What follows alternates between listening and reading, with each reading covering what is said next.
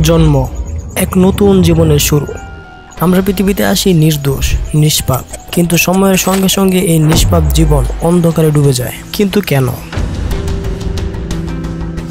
এই পৃথিবীতে আমরা দেখি অন্যায়, অবিচার, জুলুম, এক মানুষের উপর আরেক মানুষের অত্যাচার, জুলুম, হিংসা, বিদ্বেষ, প্রতিশোধ, এসব আমাদের চারপাশে ছড়িয়ে থাকে বিষের মতো। ক্ষমতার লোভে মানুষ ভুলে যায় তার নিজস্ব সত্তাকে। কোনো একদিন আমরা সবাই মারা যাব, কিন্তু আমরা কি কখনো চিন্তা করি মৃত্যুর পরে সেই অজানা জীবন নিয়ে? আমরা কি ভাবি এইসব অন্যায়ের পরিণতি কি হবে? মৃত্যু এক চূড়ান্ত সত্য যা কেউ অস্বীকার করতে পারে না।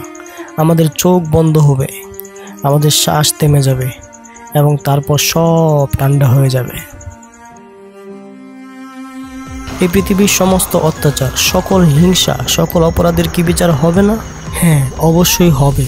পৃথিবী হয়তো ন্যায় বিচার দিতে ভুলে যায়, কিন্তু আল্লাহর বিচারশালায় ভুল নেই। সেই দিন যেদিন সব কিছু প্রকাশ হবে, সেদিন আমরা মুখোমুখি হব আমাদের প্রতিটি কাজের ফলাফলে। মৃত্যুর পর শুরু হবে সেই চিরস্থায়ী জীবন, যেখানে কেউ কোনো অপরাধ লুকাতে পারবে না। পৃথিবীতে করা প্রতিটি অত্যাচার, প্রতিটি অন্যায়, প্রতিটি হিংসা সেখানে বিচার পাবে। আল্লাহর বিচারে কেউ মুক্তি পায় না। সেখানে প্রতিটি শ্বাসের হিসাব দিতে হবে, প্রতিটি কাজের জবাবদিহিতা করতে হবে।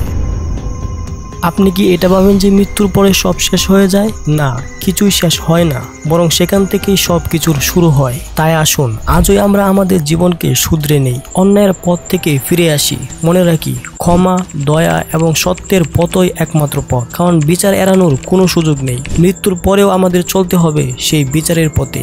জীবনের এই পথ চলা কত ছোট, জন্ম থেকে মৃত্যু এক পলকের মতো। প্রতিটি মুহূর্তে আমরা ছুটছি, ব্যস্ততায় মগ্ন। আমরা এই পৃথিবীতে এসেছি কেবল একটি পরীক্ষার জন্য, একটি সফরের জন্য, কিন্তু আমরা আল্লাহকে ভুলে যাই, নামাজকে ভুলে যাই, প্রতিদিনের দৌড়ঝাঁপের মাঝে হারিয়ে যাই আমরা।